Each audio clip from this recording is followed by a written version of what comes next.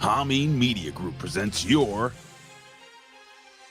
NXT Next Level Wrestling Review with your host, Big Ray and the Vet.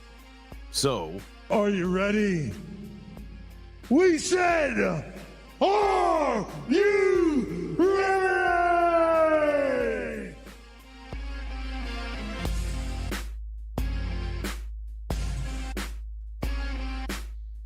good morning, good evening, good afternoon, good night, whenever you're watching this, whenever you choose to join us here at Hameen Media Group, whether it be on Channel Attitude or here live, as we do every single week, ladies and gentlemen.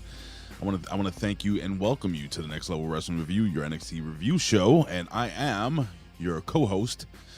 I'm the pundit of the people, the man with the plan, Big Ray, here to stay to talk some lucha libre today. And ladies and gentlemen, I'm going to speed a lot of this stuff through, the whole intro stuff, because we have a lot of show today, including a breakdown of Deadline. And ladies and gentlemen, I'm not going to do this alone. I can't. This is impossible. If I had to do this, I couldn't do it with anyone else. I would have to need the best possible person in the world. And we are here with the best in this world or any other world. I mean, you can do your research, but it is the one, the only, the Vet. He's a Rip Rogers guy. The Vet. Vet. Rip Rogers guy. Ladies and gentlemen, as I stated before, the best in the world, a Rip Rogers guy. The Vet Jamie Williams, what's going on, buddy? Oh, not much, Ray. I mean, a lot of stuff to talk about. A lot of stuff, and it's a good thing I'm the best in the world, because I wouldn't want to hear anybody else have to talk about any of this, let's be honest. There's a lot of the stuff I have to break down, that I'm interested to hear your opinion on. Okay. A lot of the stuff that happened on Deadline, a lot of the stuff that happened tonight's show, a lot of the stuff regarding returns, certain returns to the business, going from mob boss to lumberjack. I don't know what's going on. I mean, there's a lot of stuff. But ladies and gentlemen, really quickly, and if you haven't joined us on time, this is going to be the quickest acknowledgement of all time, ladies and gentlemen. Let's jump in. Oh, you want to press the button? Acknowledge me. Acknowledge me. You're going to acknowledge me. You there, sitting at home. Acknowledge me. Well, since we're doing this so quickly, ladies and gentlemen, we'll do it quick. We're here. Well, yes. First of all, we have the Magnificent Three. Yes, we have three now. Yes, we have our friend, of course, our brother that will always be remembered, the one and the only, the man that got the gabagool, Big Mike. What's going on, Mike? We love you. We appreciate you. Media M5. Never been the same without you. My buddy, that dude, Tim, and of course, the legend, Larry. God damn it. Still kind of bothers me. I don't know why. I don't even know the dog. But neither here nor there, ladies and gentlemen. Let us thank the thankful one, Michael Vasquez, who has joined us. Ladies and gentlemen, we have the biggest ass in all of HMG, Frank's Pickle Barrel ass. We have the man, the myth, the legend. That was cold-blooded. Cold-blooded is here, ladies and gentlemen. The man that just had a birthday, and we sang happy birthday to him on the review show, the Raw Review Show. If you didn't watch it, you can check that out on YouTube. It's up right now, ladies and gentlemen. The dancer one, the handsome one, the slasher one, the handsome dancing slash, and Dan Heffernan. We have a gentleman who is the master and ruler of the world, who doesn't give a damn who you are, ladies and gentlemen. It is Zane Vicious. And last but not least, oh no, we have more. We have the windiest of all Chris's. I call him Chuckles. It is Zane Vicious, the overall 100 of HMG. No days off till retirement has arrived, and he gives us, well, he didn't give it to us, but I'll give it to him. Yes, boy! We have Chris Winland, ladies and gentlemen, and I am going to scroll, and I think that's it. That's all we got at this moment. At this moment. Usually we have a ton more because we shoot the shit, but I'm telling you guys, so much show. Mm-hmm. We gotta jump right into it, ladies and gentlemen. So with that being said, let me just take this little comment down, because it is time for the one, the two, the three count.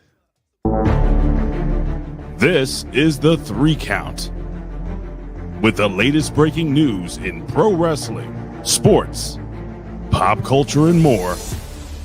Now back to Big Ray and the Vet.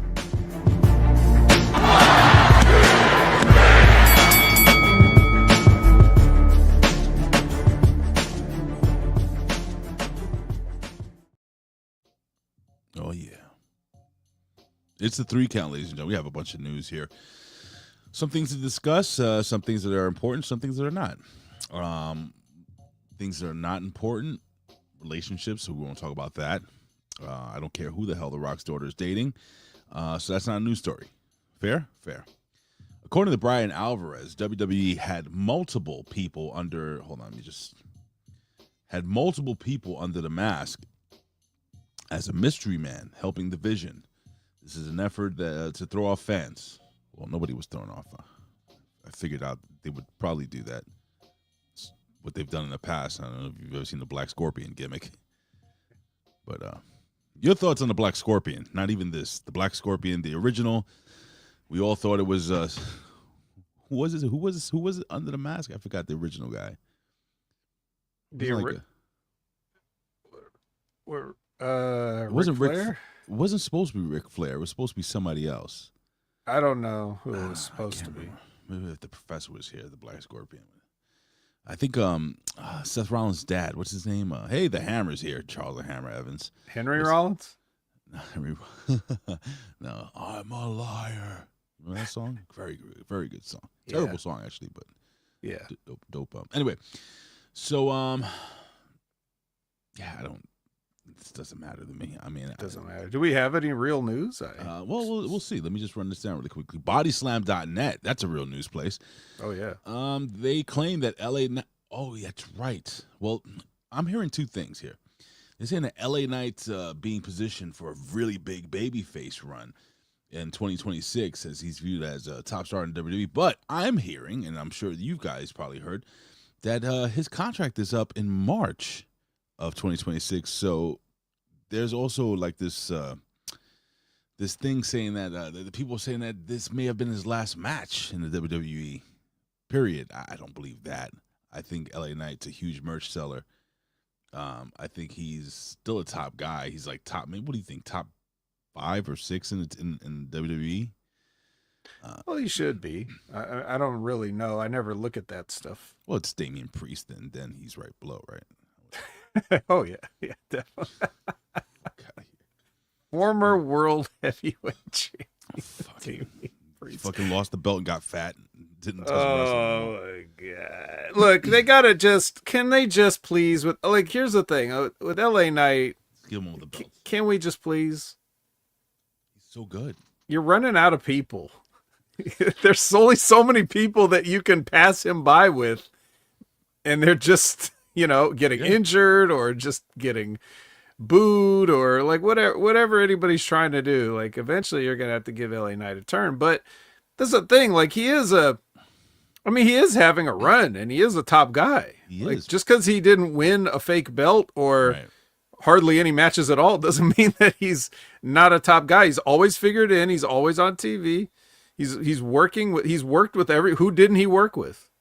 Name a person that LA Knight did not have a match with yet. Andre the Giant. Well, we can understand that. I mean, Randy Savage. He's been dead for many years. Yeah. I'm talking about that currently works there. So, that is live. So don't worry. As long as you turn on your TV and get LA Knight every week. Yeah. He's doing good. I agree. Yeah. Yeah, you're right. I mean, again, how many times do you have to fucking correct a pro wrestling nerd or whatever when they on social media? I don't even bother anymore. You know how many times how I went on Facebook, Vet, and it's like, oh god, they buried a fucking. Shut the fuck up. Well, I mean, the literal answer is 0 because I would never acknowledge a wrestling mark, but I get your point. You see it so many times, and you just, I guess some people just have a threshold, like they can only scroll past it, and then all of a sudden they finally crack and they have to comment back. That happens to me. To me. King of Farts says Marco Stunt. I guess that's your favorite wrestler. Right. Remember when he held his head over a dildo? It's somebody that LA Yes. Knight never worked with, I think, is what he's Marco saying. Stunt. Oh, I see. Yeah. Oh, Marco Stunt's never worked a day in his life. Let me see. Logan Paul said on his Impulsive podcast, get it, Impulsive, that he was supposed to team up with Travis Scott in a trios match, and the rapper didn't show up because he's lazy. That sounds racist. I didn't mean that. Anyway, let's move on. I was going to say, did Paul say that, or you say? On the day of the match, the day the match was to be announced, let me see, but he thinks that he hasn't been in WWE ever since. All right, so basically Travis Scott did what Travis Scott does. Smoked a lot of marijuana. He's too fucking rich for this shit, and he just didn't feel like doing it.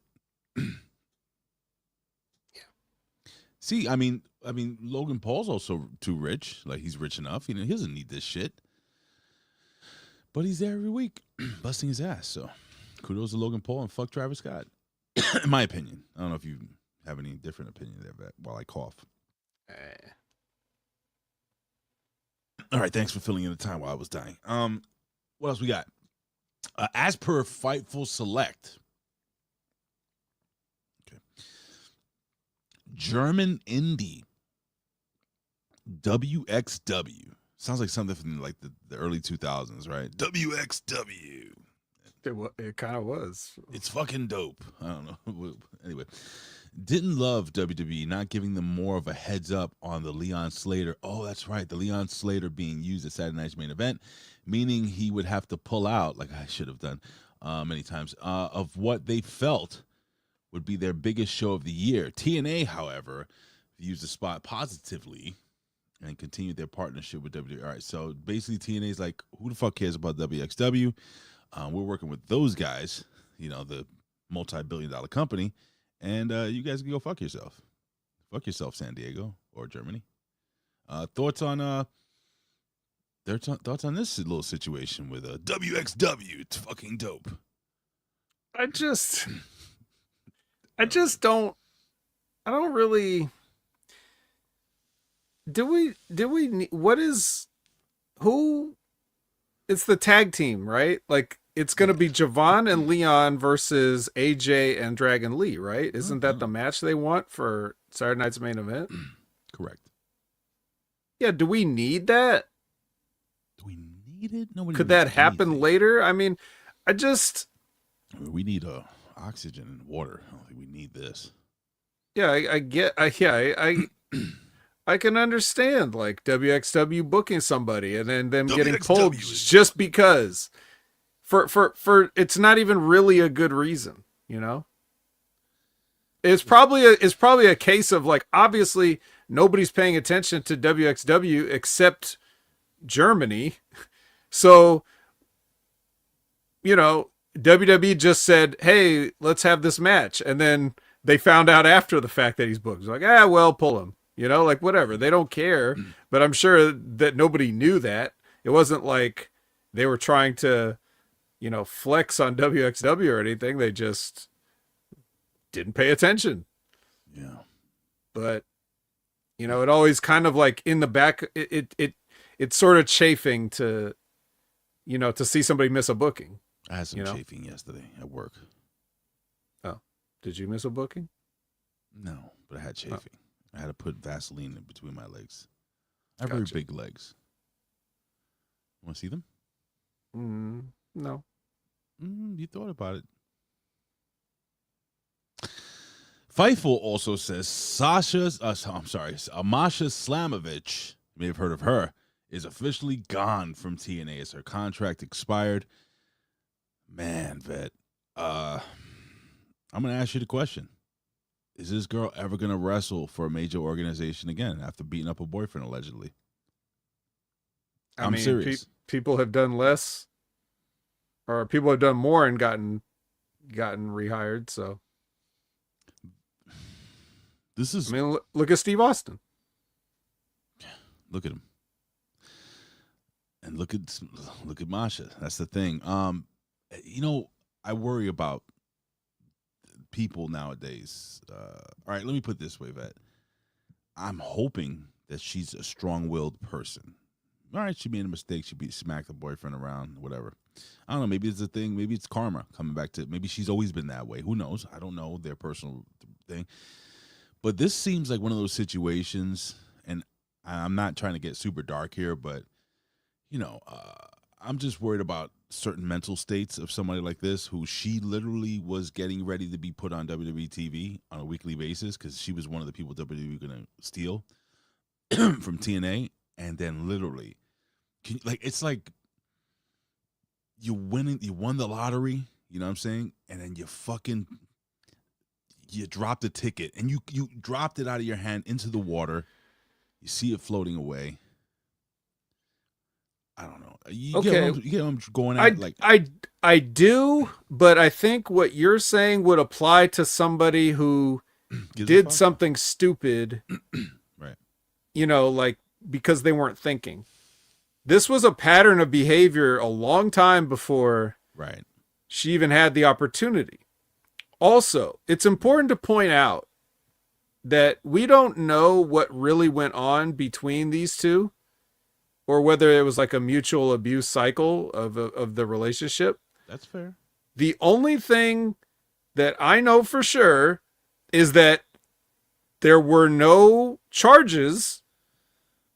As a matter of fact, in his statement, the guy, I forget his real name, Akira was what he was wrestling as, but in his social media statement, mm-hmm.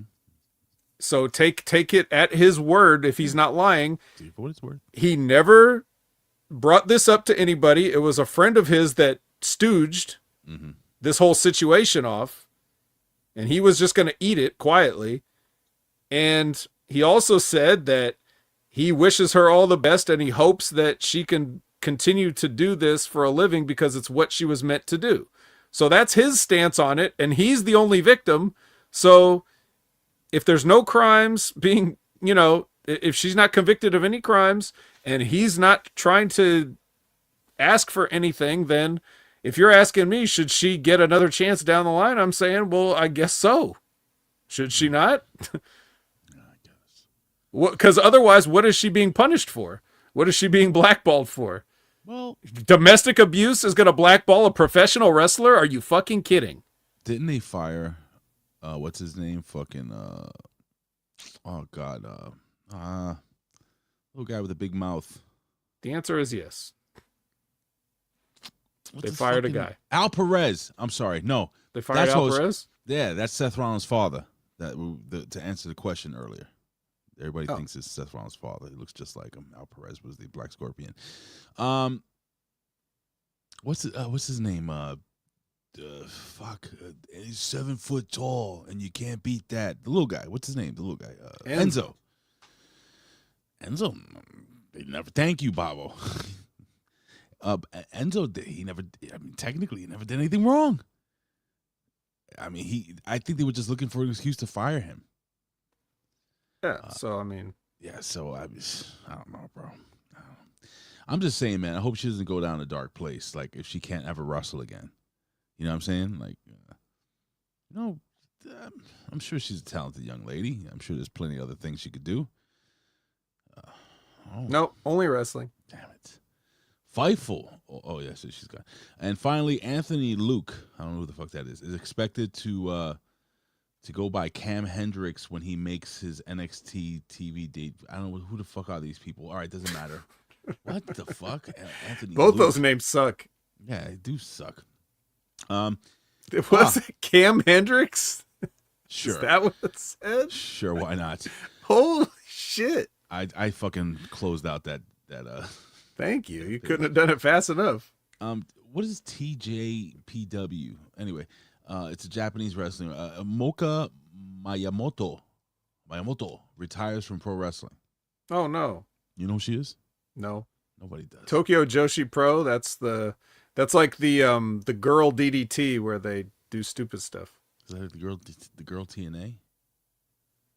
No. You know DDT, right? The doll wrestling company? Yeah, of course. Yeah, this is the female branch. Let's see, Masha Slamovich, Danny O'Brien, Brian Danielson. I'm just looking down this list here of quote unquote news. Yeah, Leon Slater's going to be stolen by WWE. Saturday night's main event. All right. This is going to be the last time that we're going to, I think is this the last time we're going to hear from you before Saturday night's main event? Yes. So, I'm glad you did this, because this is one thing I wanted to ask you. Vet, I asked this to Jimmy yesterday, and I'm going to ask you. Any thoughts? Well, before we continue, thoughts. And what do we got over here? A cup of potatoes? A cup of potatoes? Here comes the money. Here we go. Money talk. Here comes the money. Money, money, money.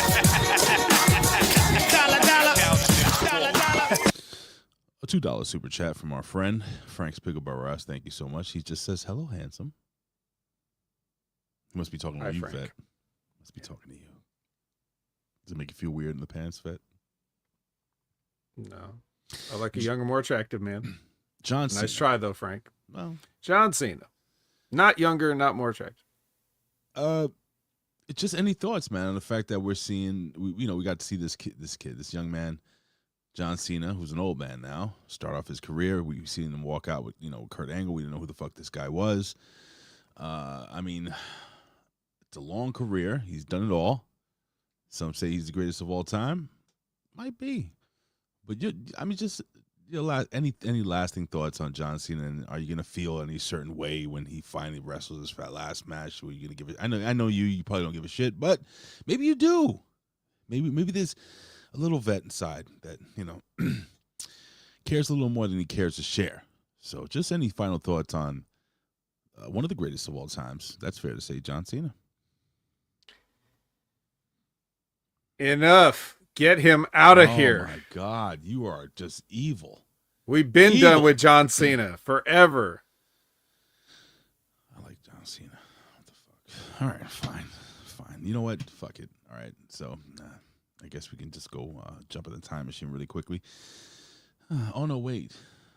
Yeah, we can jump in the time machine, then we'll break down this. Yeah, fuck it. All right, ladies and gentlemen, let's just jump in the time machine, like I just said about 4 or 5 times. Ladies and gentlemen, let's go back to a yesteryear, a better day, a better time. Let's go back in time to this day, ladies and gentlemen, in professional wrestling history.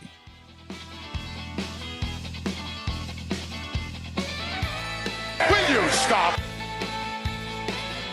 What you gonna do? Boobies.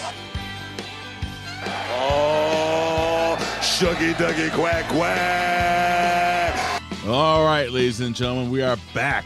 It is December 10th of 1970-something. Whoa, we are going way back. Ray hasn't even been born yet. It's 1972, ladies and gentlemen. And the vet hasn't been born yet, 1972. And most of you haven't been born yet, 1972. Ric Flair, the Nature Boy, woo! Oh, God! Makes his professional wrestling debut in Rice Lake, Wisconsin. What? The fuck is Rice Lakes? And why are those two words being used in the same sentence? Flair wrestles George Kadaski to a time limit draw in his debut. Vet. I know you were there. Your thoughts on George Kadaski? I want to see what this guy looks like. I'm sorry. Good. You gotta do the old opening match, 10-minute Broadway, man. Just to set the tone. I don't know if they were doing 10 minutes back then, brother. What promotion was this? AWA? It doesn't even fucking say, bro. Oh, Well, yeah, it had to be AWA. All right, so here we go. This is the. Who else would run Wisconsin This is the in group. 1972? So this is the guy right here. This guy right here, George Kadaski. Let's see, that guy. This is the guy that took Ric Flair to the limits, and this is Ric Flair. Is that fat Ric Flair? Fat young Ric Flair right there? Fat young Ric Flair. Yeah. Hashtag fat young Ric Flair. But let's talk about George Kadaski. Seemed like a powerful young man, powerful individual. All right, nobody cares. All right, here we go. In 1973, the late great Bruno Sammartino defeated Stan the Man Stasiak. You may have heard of him. He would later give birth to Meat at Madison Square Garden in New York City to win his second WWF, that's the Worldwide Wrestling Federation Heavyweight Championship. He became the first man to win the belt on more than one occasion. Vet, I know you're a huge Stan Stasiak fan. How underrated was Meat? Oh, Meat? No, his I don't dad, think his anybody kid. rated him. What was his name again? I know it's Stasiak. What was his first Sean Stasiak. name? Sean the Loser Stasiak. I don't know what the fuck. All right, 1975. Terry Funk beat Jack Briscoe in Miami, Florida to win the NWA World Heavyweight Championship. The win, the Funk brothers, Terry and his brother Dory, became the first and to date only pair of brothers to hold a championship. That's true. No other brothers have held a world title. Well, certainly not the NWA world title. Yeah. Well, not the WWE world title either, I don't think. Probably not, but probably some title somewhere. I wonder if Meat ever had a shot at the WWE Championship. Why don't we fast forward to the year 2000? Actually, the year 1999. Oh god, this is gonna be. Tenru. You know Tenru. I say his first name. Genichiro. Genichiro, yeah. Yeah, Genichiro. What is- Genichiro Tenru. What? Yeah, Frank was trying to say the Hardys as the brother champions, but Matt was never a world champion. When was Matt ever a world champion? Excuse me. ECW. ECW? World WWECW, thank you very much. Technically, they were both champions, world champions. Yeah, I wouldn't have even counted that as a championship of WWE, but Was it a belt? it was a belt. Was it But the is top that- belt of that brand? But is that what the stat said though? Hey Siri, was Matt Hardy ever world heavyweight champion? Oh, ChatGPT's confused here. Yes, Matt Hardy has held the World Heavyweight Championship. He won the TNA World Heavyweight Championship twice during his tenure with Total That's Nonstop true. Action Wrestling TNA. I forgot about that. He was two-time. Yeah. So then, and Matt, and so is Jeff. Does that count then? Take that, Funk Brothers. Fuck you, Funk Brothers. All right, 1999, Tenru snared the IWGP Heavyweight Championship in a match with Keiji Muto in Osaka, Japan. Keiji Muto, the Great Muta. Keiji Muto. Mutoh. Is that the Great Muta? Yeah, when he's not doing that persona and he's just his normal self. He's fucking dope. Let's go to 2000. Let me see. Oh, WWE held their Armageddon pay-per-view in Birmingham Jefferson Civic Center in Birmingham, Alabama. The main event was the first and only 6-man Hell in a Cell match with the WWF Championship on the line. Kurt Angle, you may have heard of this guy, successfully defended the title against Stone Cold Steve Austin, Rikishi, who did it for The Rock, The Undertaker, and Triple H. The match was perhaps most famous for The Undertaker's chokeslamming Rikishi from the top of the cell onto a heavily padded flatbed truck. That's what it says here in the notes. Good, Which is there for just, obvious reasons that had nothing to do with Rikishi falling on it. I mean, he should have taken a flat. You don't think he could have taken that flat bump onto the concrete without getting hurt? He'd been all right. He's a bad man. He is. He did it for The Rock. Elsewhere, he's a bad driver, though. Elsewhere on the card, Edge and Christian. You may have heard of those guys. They're still wrestling, believe it or not. Won the WWF Tag Team Championship in a fatal four-way match against the Dudley Boys, the Road Dogg and K-Quick, and Right to Censor. Bull Buchanan, The Godfather. You may know K Quick as Ron Killings. Oh, I heard of that kid. Let's go to 2006. TNA Turning Point took place in the Impact Zone in Orlando, Florida. No title changed hands. Abyss retained the TNA Heavyweight Championship in a triple threat match against Sting and Christian Cage. Samoa Joe defeated Kurt Angle by submission. No. All right, 2007, we have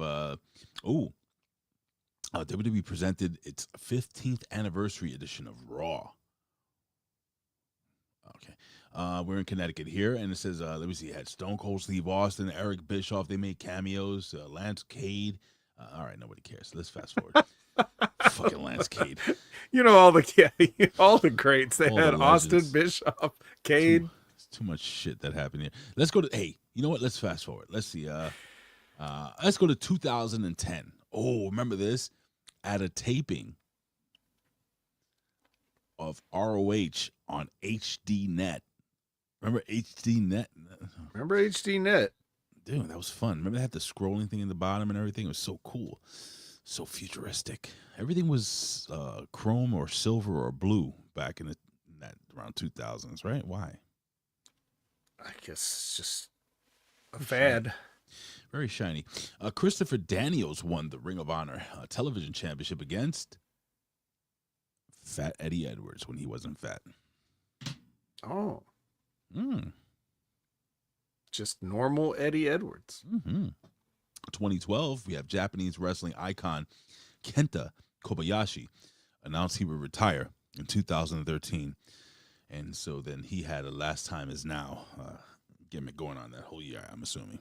Were you a fan of Kobayashi? I mean, I didn't get to grow up watching him.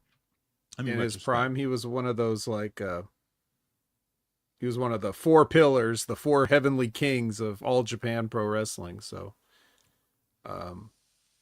you know, when you go back and look at those matches, a lot of classics. And what do we got over here? A cup of potatoes? A cup of potatoes? Here comes the money. Here we go. Money again. talk. Here comes the money. Money, money, money. $2 super chat, not super chit. From Frank Spickleborough says, Vet is the greatest OVW champ of all time. And you didn't need a belt, Vet. You had Sergio with you. I was a people's champ. I didn't actually win any titles. Where is Sergio? How's he doing? Oh, he's okay. He pops in here and there. Bring him on. He to might the be podcast. lurking now. Who knows? Bring him on to the podcast right now. All Send him a right. link. Just get my phone. Send him a link. While Vet's doing that, Frank, thank you for the $2 super chat. So we rounded up. It's $4, and we'll round that up to a dollar. So it's a full $5 here, U.S. Caso cerrada. In 2015, NXT held its first ever event outside of the United States of America. With the first night of their UK tour taping. So this was the beginning of WWE destroying the entire independent scene in the UK, I think. Tour taking place at the Metro Radio Arena in Newcastle, England. Finn Balor defended the NXT Championship in the main event against Sami Zayn. Scratch my leg. What year was this? Yeah, it's 2015. It's 10 fucking years ago. It's going to be 11 years ago now. Yeah. When you hear 2015, Vet, do you think it's 10 years ago? Yes.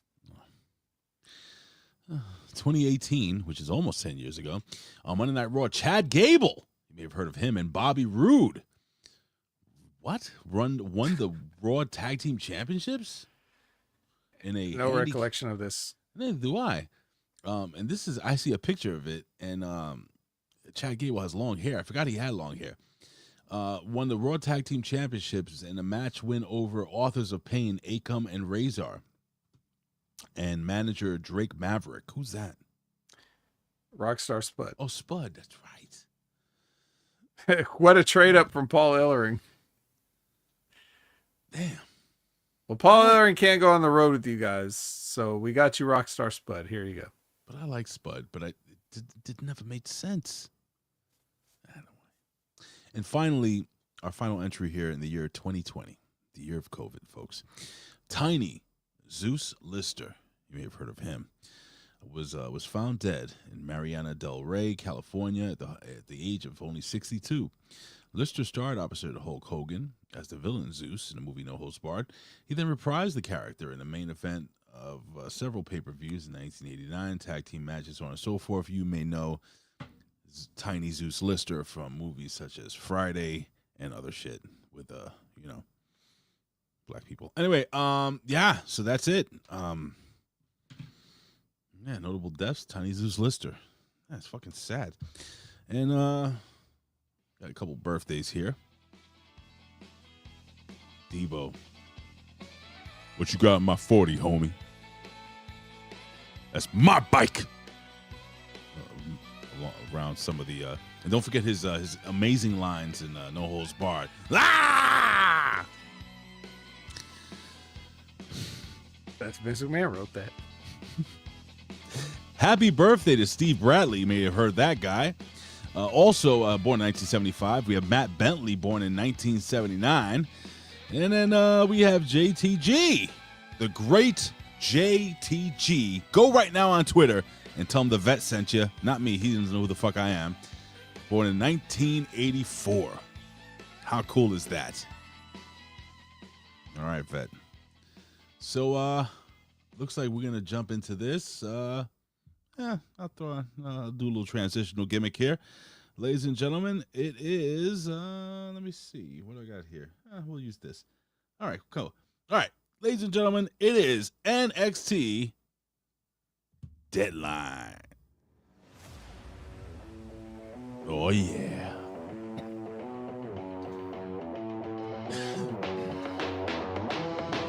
Ladies and gentlemen, NXT Deadline came to us this weekend. And I don't know where it came from us. It doesn't say here. Anyway, San Antonio, Texas. Yes, San Antonio, Texas. It was on December 6th, ladies and gentlemen, on the cock. Multiple championship matches. We actually kick off the night with a championship match. An NXT Deadline, the road to New Year's Evil. I guess. So yeah, vet. NXT Deadline. We kicked the show off with a championship match. The championship match. Because Ava said so. Let's break this down, brother. Well, I guess what you're referring to is we're starting off with the young OG? No, Ricky Saints. Sorry. I got ahead of myself in confusing last night with close enough. The end of last night with the beginning of Deadline. With the ruler. Yes. Ricky Saints is the champion. Mm-hmm. And Obafemi is trying to reclaim it. Yeah, Obafemi's good at doing that. Good at reclaiming stuff. Yeah, he reclaimed he's the longest reigning North American champion. Never should have lost, really. He shouldn't lose a match. Yeah. But anyway. He's lost a couple matches. Couple. I don't like it. But this match, though, you kind of thought the way they were like shaping things up to be where the winner goes on to face Cody on Saturday night's main event. We all know who's Cody's boy. We figure it'd be one of these, And then I was praying it was Obafemi, to be honest with you. Well, it looks like your prayers are answered because in I guess what could be considered somewhat of a surprise. It shouldn't be. You were surprised? But yes. Yeah, I was too.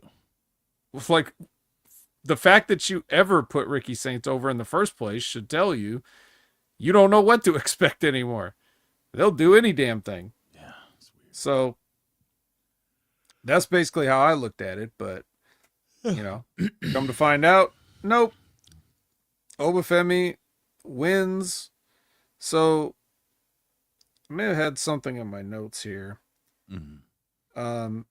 I wrote mistake not corrected, but reversed, at least. Well, Oba needed some time off. What difference does that make about See, that's what I don't get. I don't understand why people need some time off. He could have twisted an ankle. Kayfabe. Yeah, just don't. You don't have to beat them for a title if they need time off. Yeah, they could have kayfabed. They could, if you want to fix this, they could have kayfabed an injury, relinquished the title. He's not going to be back for the next 2 months, right? And then fucking have this fucking kid Ricky Saints win the belt if you want to do that, and then lose it like he just did, and still Oba doesn't lose the match to Ricky Saints. Yeah, but man, Ricky Saints really kicked the shit out of Obafemi, huh? How about that spear? I think Ricky Saints, in reality, would have dislocated his shoulder on that spear. Both of them. Both. And, dislocated his neck. Just the whole collarbone just goes spinning around like Looney Tunes. But anyway, yeah. I mean, I didn't really care. I was barely paying attention to the match. It's getting really, really, really hard. Yeah, I know. To really hard. Watch this stuff. I literally watched this PLE over like 3 days. That's a good way to do it. I had to do it that way. I watched the Obafemi match, and then I watched the next match, and then took a day off, and I did it that way. Until I finished watching it, I think it was yesterday. That's good. What's good about that is that because you have two of the same ridiculous gimmick match on the same show.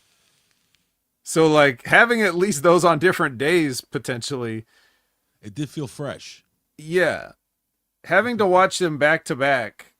Even though I'm going to admit something to you, and Vet, you can't look at me any differently than you do now. You can't hate me any more than you do now. No promises. But I'm gonna tell you something. Chat, my friends, I actually really like the Iron Survivor match.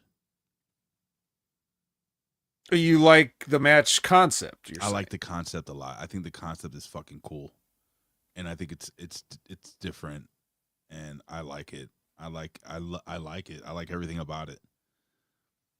I think it's a good match. I think it's fun, and I think these matches were pretty good too. You can find me at Opinion Haver on all your favorite social media platforms. You can now catch me on the Monday. This is gonna be interesting here. I want to see if you agree with the Hammer. You may disagree. He says he thinks Obafemi can't wrestle.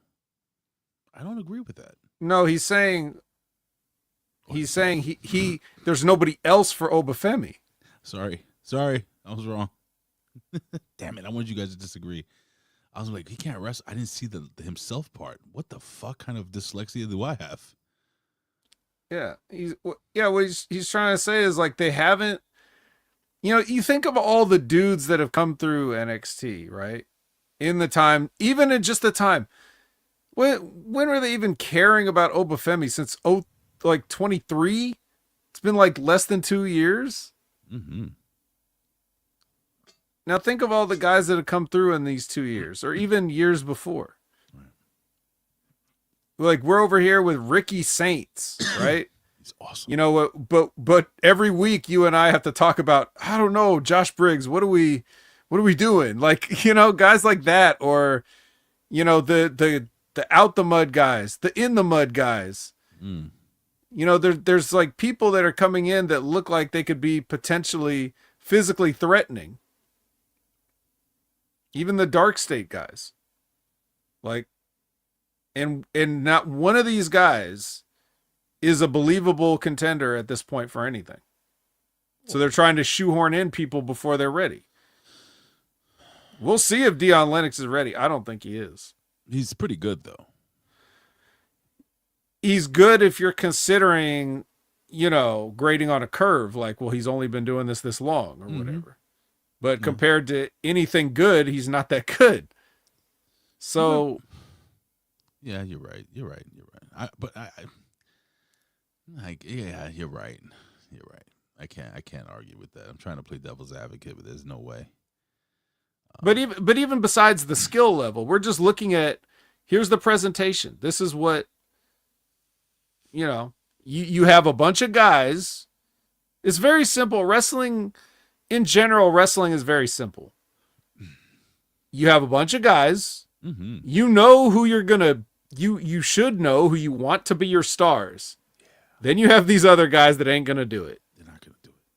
You gave them a shot. You gave them a shot. They're nice guys, Totally sweethearts. but they are not the stars of your show. Well, nice. So you take these guys, get these guys over with them, Oh. and then when these guys have to face each other, now we're all saying, oh, who's going to win? I don't know who's going to win because we've never seen these guys face each other before, and they're all on hot winning streaks. Something's got to give. What in NXT is like that? What guys are like going on hot undefeated streaks where you're like, man, I can't wait to see these guys fight? For that matter, who's doing that in WWE? Or do they just beat everybody every week and nothing means anything? Nothing means anything. Right. We're getting ready to get that big babyface push for LA Knight in 26. Professor says, bring back the plumber, cops, dentist gimmicks, pal. Yeah, I mean, everybody jokes about the TL Hoppers and the Goons and the Freddie Joe Floyds and the Alex the Pug Portos and the Who's and all those guys, but those guys were meant to be enhancement talent that just had a gimmick. Yeah, Nobody was ever saying that those guys were going to be like the next Hulk Hogan's, but you needed guys like that, Tony Anthony knew how to get over, and get other guys over. They didn't have to give him a plunger, but they did. So I don't know. What was my point? Oh yeah. Obafemi can't wrestle himself. No vet with that being said. And what do we got over here? A cup of potatoes? A cup of potatoes? Here comes the money. Here we go. Money talk. Here comes the money. Money, money, money. Dollar, dollar. Dollar, dollar. Another $2 super chat. Ray's favorite jobber is Blow. Is that cocaine? Cocaine from JCW? I think so. Blow, cocaine. That makes sense, no? You'll have to ask Big Vito what's going on with that. Hey, I haven't seen this man here in a while. I just want to say, good afternoon, man dear. Okay. I see. He explained the joke for you right there. What Mandir was did. it? Go down to the Blow last jobber. one. Oh! He gave us money. I'm going to laugh. Keep giving us money.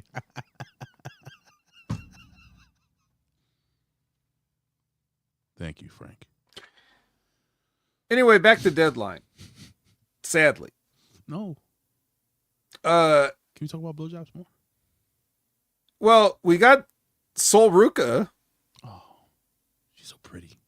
I mean, if you want to transition that way, we're going from blowjobs to Sol Ruca, and Zaria's on the phone, and they're like making up on the phone, like fucking cringy, dude. I'm sorry too, man. Let's just.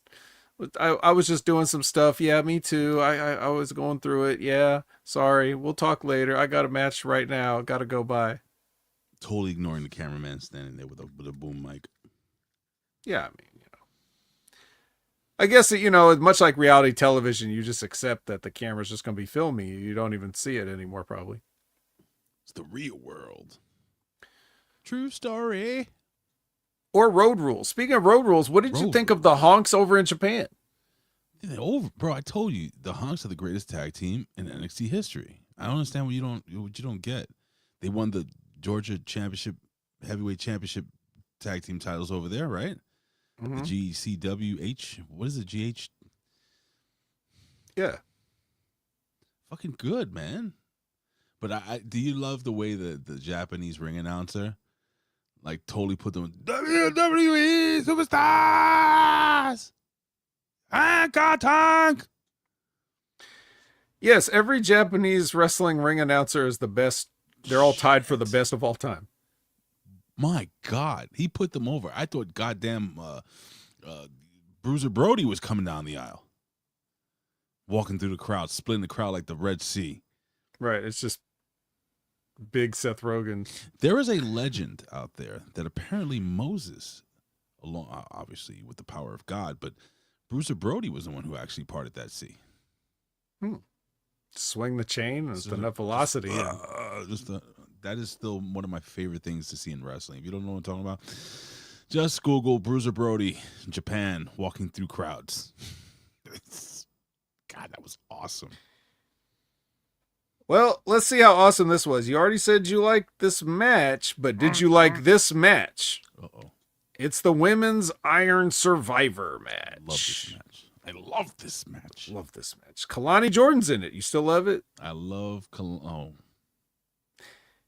Kendall Gray's in it. I know you like Kendall Gray. You know I like Kendall Gray. Jordynne Grace is in it, though. Didn't I say she was the next big thing? You've been saying it. Looks like people are listening. But they're definitely trying to make it happen. They might Kelani Jordynne her. Nah. She has too much natural charisma. She still hasn't come into her own yet with that, but well, Lola Vice is in this match, Sol Ruca's in this match. Ooh. Oh man, Lola Vice. As long as the vet's face is here, she will always have a place to sit. Right, vet? That's right. Very comfortable. Mm-hmm. You have to shave first, though. Yeah, well. Some women like. Hey, so speaking of shaving, just sidebar. Yesterday, right? I used this the head shaver gimmick, the skull thing. You know, when I have to do it real quick. I get to work, right? And I'm like, oh, all right, I'm washing my face. And I totally missed my 2 sideburns. Oh. So I have a totally shaved head and like just 2 gray sideburns. I look like a fucking fool. Did it at least look like you could have done it on purpose? Like as in I'm trying a thing. I'm trying a thing here. You know what it did? So I actually I dug out my work winter hat that says like my building number on it, and I just wore that the entire. And I was like, "Oh, you cold?" The people were like, "Are you cold, Ray?" I'm like, "Yeah, it's cold here at the door." I wasn't fucking cold.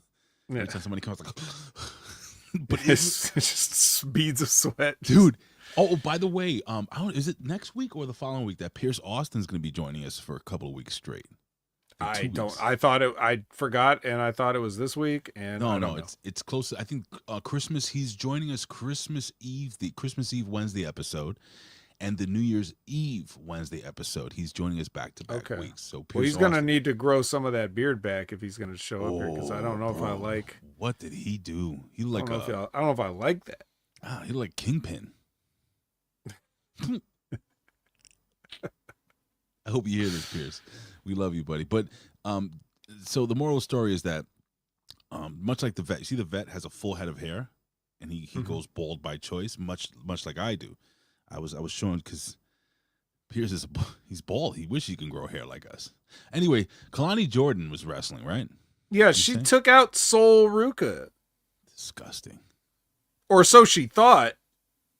She can't do anything right, even injure one of the participants. So Sol does come back and put a whooping on everybody, but Kendall Gray pulls it out at the very last second. That's my girl.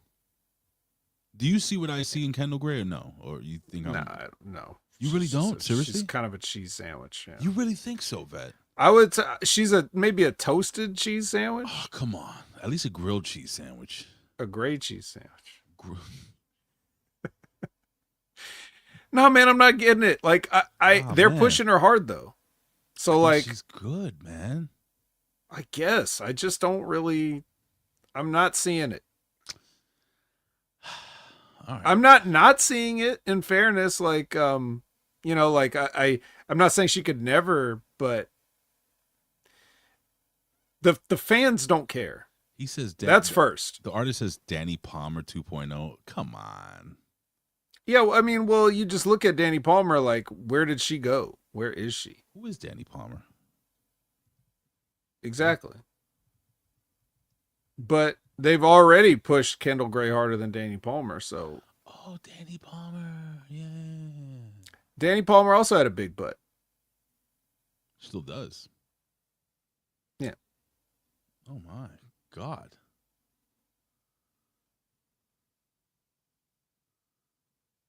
Huh? Missing Stevie Turner. No, she was released, Frank. She was released. Was Stevie Turner released? Yeah. I forgot, yeah. In one of the batches.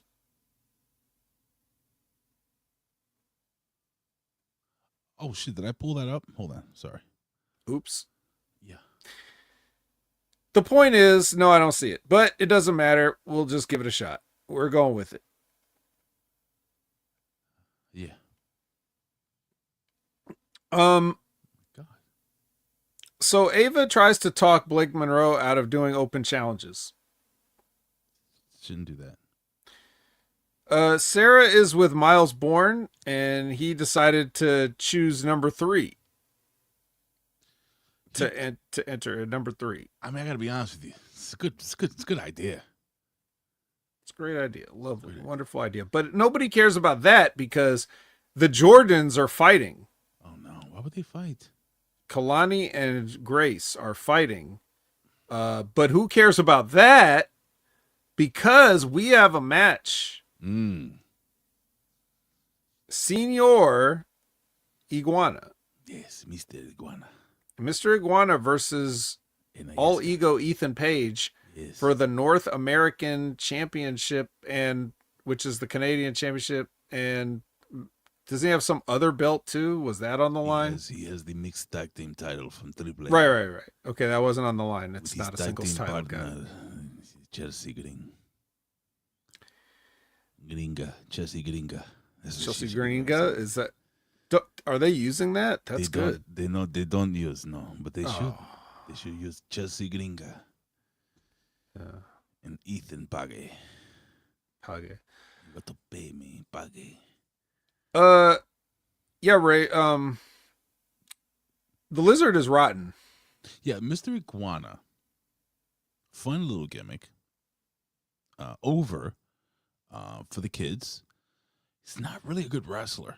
I don't know if you guys noticed that. He's not just not a good wrestler. He's not even good at doing the things that he does. The first spot when he went to go grab Leyeska from the turnbuckle, he just dropped it. He dropped Leyeska, yeah. He's going to reach over and it just falls out of his hand, and Ethan Page has to be like, oh, I have to cut him off now. So he can't even grab his puppet. We're not worried about wrestling fundamentals here. He can't even do his gimmick without fucking it up. You gotta grab the puppet, Fed. He also, I don't know if you caught this, but later on in the match when he does that spot where like when he puts it on his hand, it's on now, brother. I mean, you're in trouble. This is this is like Cobra and Sako Mega Powers level, right? So once when he grabs your hand with the puppet. With the little iguana grabbing your hand. Ayahuasca. And then he goes to run up to the rope so he can do the rope walk thing. Did you notice that he ran to the wrong rope? Yep. And Ethan Page had to be like, stop him, and then go that way. So everything just got exposed right there. So you have to give Ethan Page credit. He's great. For what? He's awesome, dude. I would have no, actually. The reason, okay, so to break this down, the reason that Ethan Page did that is because they worked out their spots with the hard camera and whatever else in mind. if he fucks up that bad, you can't expose the business just to get the camera shot. You're just going to have the floor camera guy get it and let the truck take care of it. You don't switch directions in mid move for the camera. Oh, still great. So Mr. Iguana, Bag of poutine gravy with trunks on. poutine is delicious. Mr. Iguana is I would say very mid with a very A tier. He has A tier charisma, A tier, A+ tier charisma with a B- gimmick and a C- wrestling ability. Like the guy is just, he's not good. Like I've seen him enough now to know that he's just not good. He does a lot of fucked up things. He misses. He's very sloppy. I haven't seen a match where he hasn't messed something up. Yeah, he's very sloppy. And you know, WWE struck while the iron was hot. And once this little AAA thing goes away, he's had his shine. That's it. Well, if you notice, like there was that moment when he was first appearing where you could tell they wanted to do something. Mhm. And then all of a sudden he's just like gone. What- and that's what why. was it? Because What they was- actually watched his match. And then was- it's like, and then the bell rings. and This then is the bell why. rings. Right. Yeah. They wanted to, but. Oh, Babo has a interesting. He says, "Don't they work the opposite side in Mexico?" Doesn't matter. Oh. That had no bearing on any of the. It had no bearing on any of the issues that I saw. You know what I mean? Well, Ethan Page beat Iguana clean, so Yeah, pretty clean. pretty clean. No cheating. Yeah, just beat him. Which is also kind of like that's like a message. That's like a subliminal message. Mhm. Like if a heel beats you and he doesn't even cheat to do it, that's the office kind of putting the writing on the wall for you. Is the writing in Spanish or is it in Iguana? Yeah. Lo siento. Lo siento. How you say you are fired in Spanish? I don't know. How do you say it? I don't know. I've never been fired. Do they in not have Spanish. that exact phrase there? Like, No. because if you think about it, fired, like, what is that? Fuego. That's kind of weird too. What does that even mean? What do you mean fired? Like out of a cannon? Like, what does that mean when somebody lose their job? Why do we say fired? That's a good question. Yeah. We just take stuff for granted and we don't even think about the origins of it. Anyways, Sarah is with Rendell and Soul comes in and says, actually, I should have probably won that match. You just got lucky. You suck. I agree. Oba walks by Dion Lennox, who's hanging with his Dark State bros. Vet. Very important here. People say fired for a job because it's a vivid metaphor for being fully ejected, like a bullet from a gun, stemming from the 19th century idea of being fired out of a cannon. Didn't I literally say fired out of a cannon? I just wanted to confirm the fact that you didn't even know. You made an educated guess, and because you are the best in the world, you were correct. Just give me your Accidentally the best in the world. That's why Zane Vicious. That's why. Mhm. Zane Vicious will show a little Spanish himself. Is he? He said, you're without work now. You're with No tienes trabajo. Tú eres sin trabajo ahora. El fardo. El fuego. Anyway, yeah, so Dion Lennox says, see you at New Year's Evil. Spoiler alert, he will not see him at New Year's Evil. Probably not.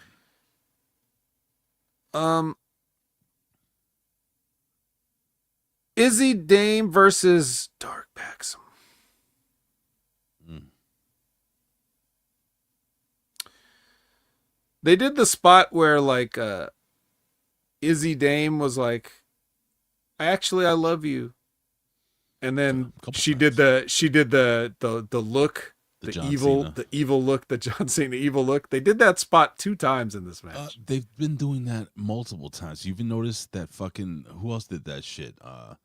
Didn't John Cena get it done to him by what's her name? Liv Morgan. Yeah, no, Liv Morgan. I'm saying not only is everybody doing that, but they already did it once in this match and then did it again. They did it twice. Yeah. Why? I don't know. Well, they also did a spot where Shawn Spears distracted her with the dolls, and then he ripped one of the dolls' heads off. That's not nice. Why would you do that? He did it so that Paxum would cry and then walk right into a Sky High by Izzy Dame and lose the match. Oh shit! That's what she did. Looks like it She worked. did. She may have never stopped crying. I mean, she came out to the match with her makeup running. Wow, I haven't seen. She could have been applying. She could have been applying mascara and crying at the same time. Like, it just may have been a rough couple of weeks for her. Since she wears so much mascara, I'm sure that the chemicals mixed in with the tears will kind of blind her from seeing that finisher coming anyway. That's true. It definitely blinded her from seeing Izzy Dame give the John Cena look. Hey, I'm actually evil. I can actually see you. Shout out to Dark Side Caster. What's going on, pal? Dark. He heard Dark, Paxum, and he showed up. Popped right in. She's a sexy little thing. So what do you think? Okay, so now Paxum lost, and what now? Well, we're going to follow up with that on NXT. All right.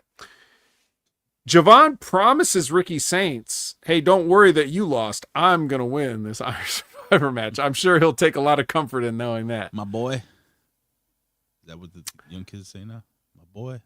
You're. Well, but just so you understand, we've been using this shit in the hood for years in New York City. I believe it's a contraction of you heard, is it not? Yes, it is, actually. Prior to that, we would use something like, ooh, ooh. I can't do it anymore. I see. Or, ayo. It's a young man's game. It is a young man's game. Speaking of young men, Yeah. Shiloh Hill, who he himself is a young man, but I believe whoever came up with this gimmick is probably an old man, because apparently at the end of this deal, he's been talking to Hal 9000 from 2001: A Space Odyssey the whole time. Either that or Chat GPT. Definitely a little reminiscent of Hal 9000. Boy. We'll talk about this debut on NXT, which is coming up very shortly. So please stay tuned, ladies and gentlemen. We're not done after this. But first, the men's Iron Survivor. Hell fucking yeah, it is. It's Leon Slater. It's Javon Evans. They're starting it off. The friends, the partners, they're going to fight.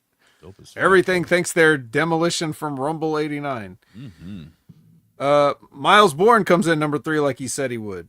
Dion Lennox comes in number 4 and no one asked. And finally, Joe Hendry is the last person to enter.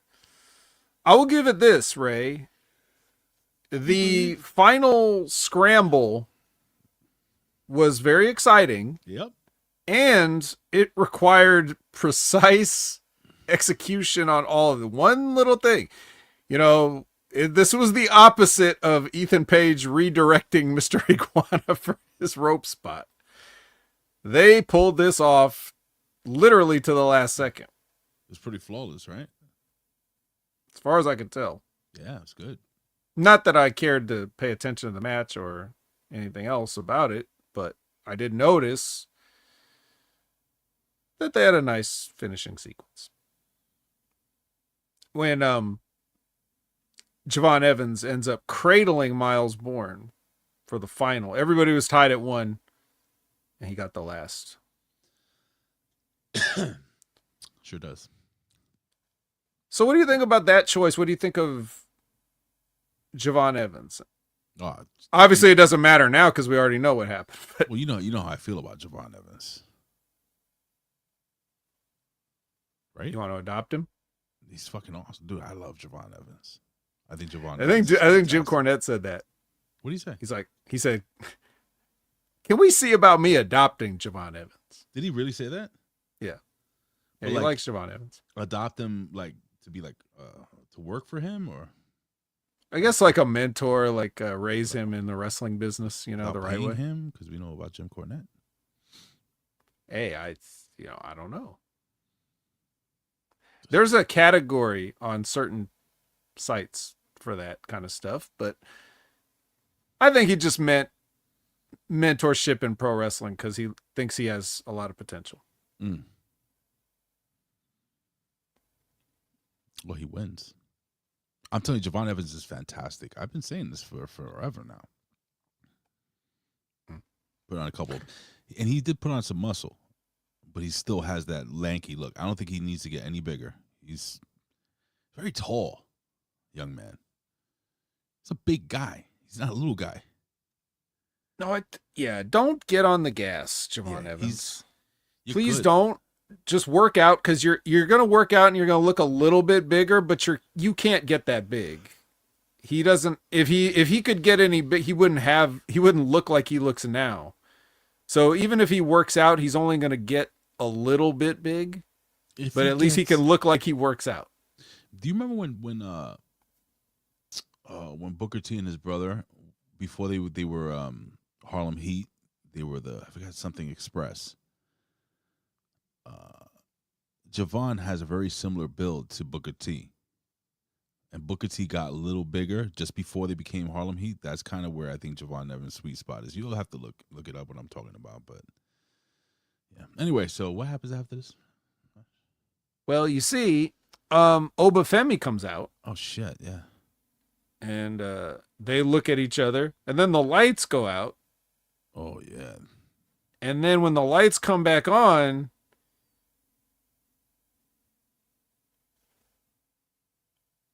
it's Tony D'Angelo. You know how we were saying, ditch this fucking beard for like how many years were we telling him? He grew it He out came longer. back with more beard than ever. What the fuck is this? The ponytail is not gone. It's longer, I think. It's been Had to be. It's a man bun now. So basically, Tony D'Angelo looks like every wrestler. Wrestlers are either a bald white guy with a beard or this, a guy with a man bun and a humongous beard, like a James Harden. That is a sweet jacket, though, bro. But is it a sweet jacket for this guy? It's a shearling. Looks to be a shearling. Yeah, he looks like Andrade. Bob will say he looks like Andrade. He does look Andrade. Did they just release Andrade and then that's when they told Tony D, you need to go away for a while and be Italian Andrade? Man, I don't know what this is. What is he supposed to be? Are they gonna? Is he out of the mafia now? I guess. You're never out. You can't. Just when you think you're out. They pull me back in. You can't leave the mafia. You can't. You Especially can wait, can you if you just made up your own down in Florida and you aren't actually connected to anybody? You know what would be Can you leave it then? You know what would be fucking hilarious? If that whole fucking thing with him being the Don was a thing where his brain is fucked up. And Yeah. you were never part of the mafia. Yeah. You just we find out he escaped from like a fucking mental hospital. Right. And Yeah. then and then like a cult leader, he convinced fucking, hey, how you doing, that girl that just talk like this? And the fucking guy who was never a lawyer, but he convinced him that he was a lawyer. And then you got this faggot, Stacks. Sorry, that came out naturally. Faggot Stacks. That just came out so fucking naturally from my mouth. All right. And I'm not saying in a gay way. That's good. This dude's a fag, The bro. views of Ray Hernandez do not God necessarily damn it. reflect. Jesus Christ. But his views on Stacks definitely reflect Oh my God. HMG's. Total fag. Well, here's the other problem, Ray. This happens, and over on the, what is it called? Final Resolution pay-per-view. They have Stacks go over on, Yeah, what is happening? what's the kid's name? Burt Macklin? Macklin's a man. Like a man's man. He's a Marine. He's a killer. Burt Macklin would use Stacks. You know when you take a shit in the forest and you have to use a pine cone to clean your ass? That's Stacks. Stacks is the shit pine cone. But no, they had this. They had Stacks go over. They had the old shitty pine cone go over. Ridiculous. But anyway, yeah. So Tony gives Javon the old, what the Farouk spine buster, and then which how dare you ever use that move? Damn. And then he throws up all those pieces of whatever. It's probably now that we know it's Tony D. I think it's probably his cut up hat. No, close. I think it's his suit. I think it's pieces of his suit and the hat. The suit that. He's gonna need more material if he's just gonna keep throwing it on guys. Because, as you know, spoiler alert, this isn't the last time this is gonna happen. What is with the little pieces of material? That's his career. His career. This is so bad, Mr. Hernandez, Senor Hernandez. This is awful. But why isn't this guy released? I thought we were done. I don't know, man. Maybe they see potential. There was potential on day one when they showed that vignette and everybody laughed at it, that we could turn this into a comedy thing. And then they really, really went down some winding roads. Remember when they had that guy from like the National Hockey League or something come out? Like he was for one of those celebrations or something. Was he like a mob related guy in real life or something? I don't think so, but I think he was a cash out guy in Vegas. Like he worked behind. I don't know. No, he worked at a check cashing place. Was it? Or was he? No, I got my friend. He's a car dealer. He's in blackjack at the Bellagio. He's here. Why? Why is any of this? Why is the dealer from the Bellagio in the ring? What's he doing in the Impact Zone? What's he doing? Who likes this? You? No. Oh, Tony D'Angelo. I'm talking about what? Oh. Who out there likes this? Well, it gets over if the right person does it. Look at Vito. Vito's pretty over right now. But he's not doing it here. I wasn't talking about doing a mob gimmick. I'm talking about who likes Tony D'Angelo and anything he's been doing. Oh, you mean like personally, like him as a wrestler? Well, that and just never mind. Why are we talking about it? Let's go to NXT. Do we want to play? We get to play Obafemi's music again.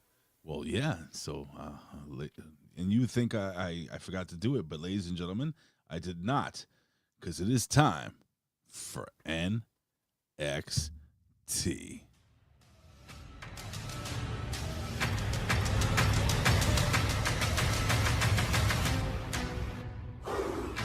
Ladies and gentlemen, it is the December 9th, 2025 NXT, the fallout from Deadline, and we're walking. Yeah. It feels like everything's right again. Oh, yeah, ladies and gentlemen. Oh, yeah.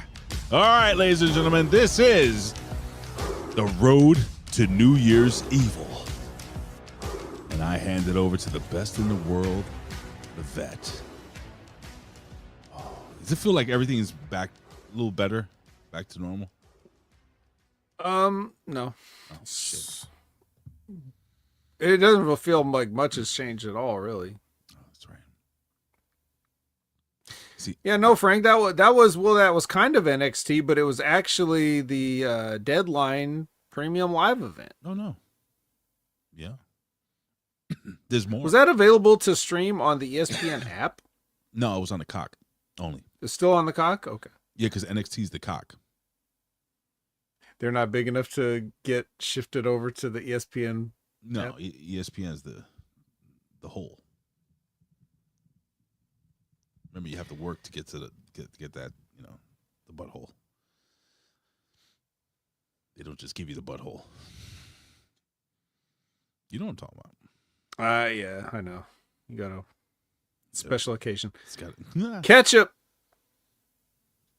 We got ketchup. We got to Ketchup. let everybody know what happened at Deadline ketchup packet. and everything else.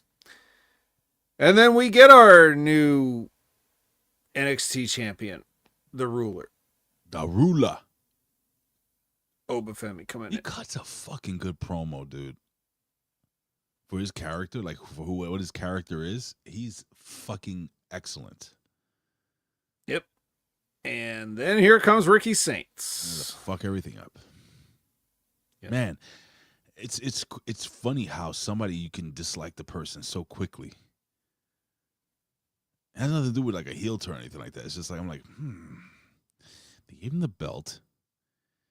He's fucking tiny. He's got a weird face and ears. I don't like him. Yeah. That's how I felt. Well, then Javon Evans steps in. I love that kid. Because guess what? He's awesome. That's what. Yeah, he is the Iron Survivor winner. So, My boy. You gotta rub his hands. My boy. and he also doesn't want to wait until New Year's Evil.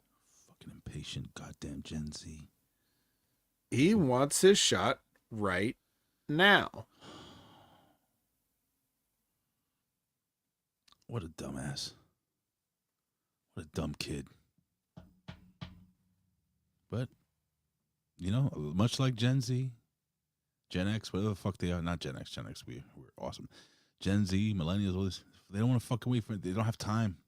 They were born with iPhones in their hands and iPads and instant gratification. You know, when I was a kid and I wanted a TV dinner, I used to have to put that shit in the fucking oven and wait 45 minutes. 5 minutes for the fucking oven to heat up. I waited an hour for a TV dinner. Now you take it out of the goddamn freezer and throw it right in the microwave, and 15 minutes later, maybe even 10, you have a fully cooked meal. Disgusting. These kids. And you know what, Vet? Maybe it's just me.